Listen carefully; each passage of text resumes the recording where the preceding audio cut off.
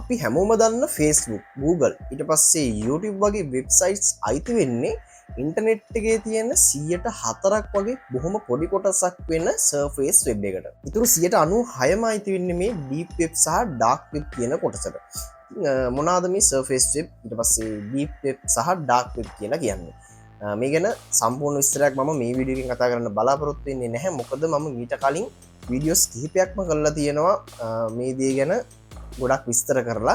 ඉතින් මගේ channel එකට ගියොත් ඔයාලට මේ වීඩියෝස් ටික බලන්න පුළුවන්. ඉතින් අපි අද වීඩියෝ එකෙන් කතා කරන්න බලාපොරොත්තු වෙන්නේ කොහොමද මේ ඩාර්ක් වෙබ් එකට ආරක්ෂිත විදිහට ඇක්සස් ගන්න, කොහොමද ඩාර්ක් වෙබ් එක ආරක්ෂිත විදිහට පාවිච්චි කරන්න කියලා. ඉතින් මේ ඩාර්ක් වෙබ් එක ඇක්සස් කරන්න ඔයා ගාව තියෙන normal කම්පියුටර් එකක් හරි ලැප්ටොප් එකක් හරි පාවිච්චි කරොත් ඔයා ගොඩක් ලොකු අනතුරක වැටෙන්න ඉඩකඩ තියෙනවා. ඉතින් මේ වීඩියෝ එක පටන් ගන්න කලින් අනිවාර්යයෙන්ම කියන්න ඕනි this video is for educational purposes only. මේ වීඩියෝ සිරීස් එකේදී මම කියලා දෙන දේවල් කියලා දෙන්නේ අධ්‍යාපනික කරුණු දැනගැනීම පිණිස සඳහා පමණයි. මේ දේවල් පාවිච්චි කරලා කිසිම ඉලීගල් දෙයක් කරන්න නෙවෙයි. ඉතින් එහෙනම් අපි වීඩියෝ එකේ ඊටු ටිකට ගිහිල්ලා බලමු කොහොමද මේ ඩාර්ක් වෙබ් එක ඇක්සස් කරන්නේ, මේකට අවශ්‍ය වෙන දේවල් මොනවාද කියලා.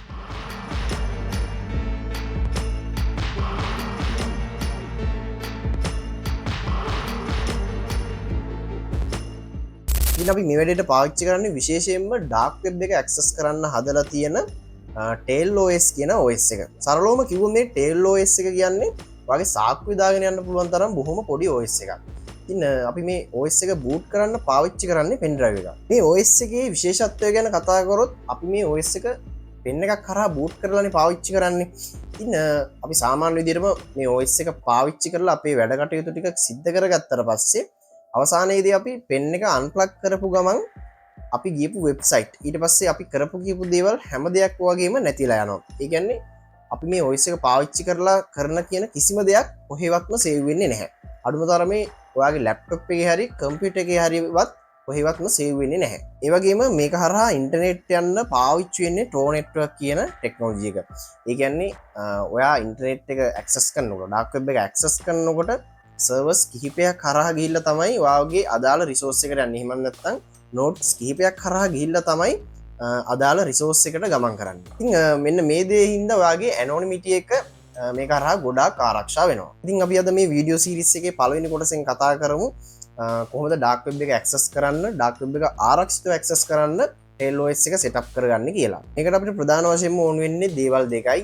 පළවෙනි එක තමයි මොකක් හරි අන්තර්ජාල පහසුකමක් තියෙන කම්පියුටර් එකක් හරි ලැප්ටොප් එකක් හරි. ඊට පස්සේ අපිට අඩුම තරමේ 8GB වගේවත් ස්පේස් එකක් තියෙන pen drive එකක් ඕන වෙනවා.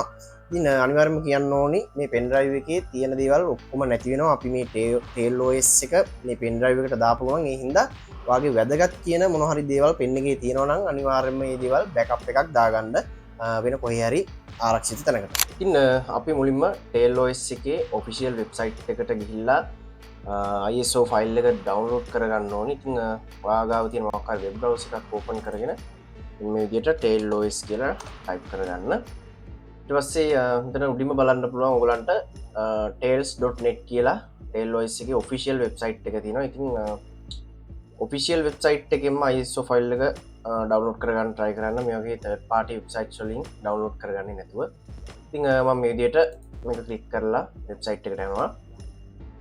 right, වෙබ්සයිට් එකට ආවට පස්සේ ඔයාලට මෙන්න මේ විදිහට තමයි බලා ගන්න පුළුවන් වෙන්නේ. ඉතින් මෙතනින් මෙන්න මේ තුන්වෙනියට තියෙන install tails කියන එක ක්ලික් කරන්න. right, ඊට පස්සේ මේ විදිහට මෙතනින් අපි තියෙන primary OS එක තෝරන්න ඕනේ. ඉතින් මා ගාව තියෙන Windows එකක් හින්දා මෙතනදී Windows කියන එක select කරනවා. right, ඊට පස්සේ මෙන්න මේ විදිහට එනවා. ඉතින් මෙතනින් ටිකක් පල්ලට ආවම බලාගන්න පුළුවන් මෙන්න මේ විදිහට download tails 7.5 USB image කියලා තියෙනවා. මේක ක්ලික් කරලා තමයි ඔයා image file එක download කරගන්න ඕනේ. එහෙම නැති වුණත් මෙතන මේ install tails කියන එකට ආපු ගමන්ම මෙන්න මෙතන බලන්න පුළුවන් download tails only කියලා තියෙනවා for USB sticks කියලා. අන්න ඒක ක්ලික් කරන්න. ඉතින් ඒක ක්ලික් කරාට පස්සේ අර විදිහටම මෙතන පෙන්නනවා download tails 7.5 USB image කියලා.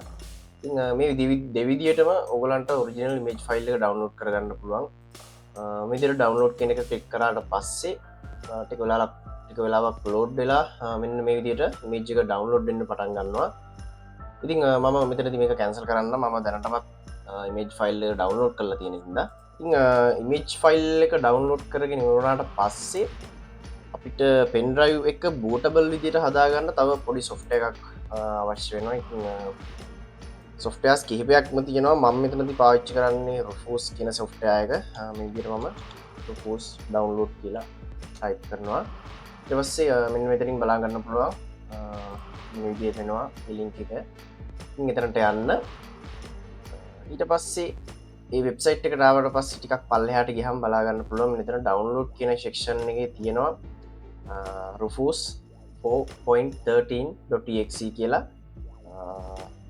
ඉතින් මේ තියෙන ස්ටෑන්ඩඩ් ෆයිල් එක පෝටබල් එක මේ පෝටබල් කියන ෆයිල් එක ඩවුන්ලෝඩ් කරගන්න. එතකොට මොකුත් ගැටලුවක් වෙන්නේ නැහැ. මේ විදිහට නිකම්ම ක්ලික් කරාම මේ ෆයිල් එක ඩවුන්ලෝඩ් වෙනවා. ඉතින් ඔයගොල්ලන්ට මේ වැඩි බැලෙනායිචර් කියන සොෆ්ට්වෙයාර් එකකින් උනත් කරගන්න පුළුවන්.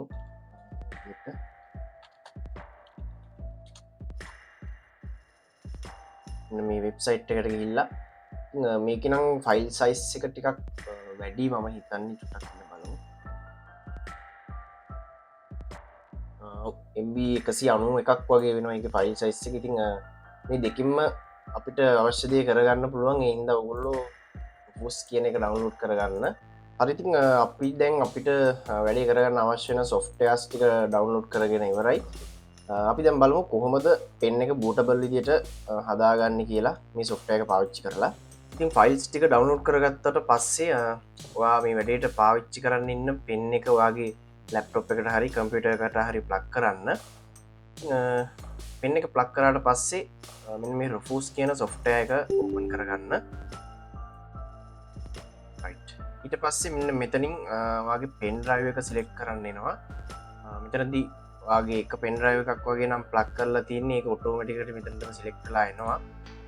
මෙතනට ඔය ටේල්ස් කියන නම වැටිලා තියෙන්නේ මම දැනටත් මේ පෙන් එකට ටේල් OS එක ඉන්ස්ටෝල් කරලා තියෙන නිසා. ඊට පස්සේ මෙන්න මෙතනින් ඔයාගේ ඉමේජ් ෆයිල් එක සිලෙක්ට් කරන්න ඕනි.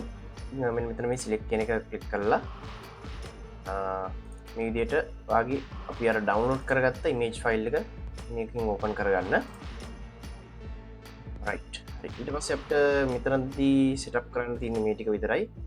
ඊට පස්සේ මෙන්න මේ ස්ටාර්ට් කියන එක ක්ලික් කරන්න විතරයි තියෙන්නේ. මේක ක්ලික් කරාට පස්සේ මෙන්න මේ වගේ වර්නින් එකක් එනවා. මේකට ඕකේ කියලා දෙන්න. රයිට්. ඊට පස්සේ මේ විදිහට බූටබල් විදිහට අපේ පෙන් ඩ්‍රයිව් එක හරි ගැස්සෙනවා. මෙතන ලෝඩ් වෙනවා අපිට බලන්න පුළුවන්.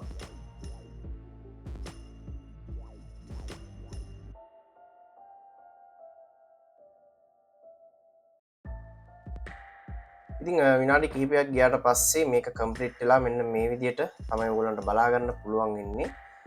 අපිට ඩාර්ක් වෙබ් එක ඇක්සස් කරන්න අවශ්‍ය වෙන OS එක පැත්තෙන් වැඩ ටික අපි දැනටමත් ඔක්කොම කරලා ඉවරයි.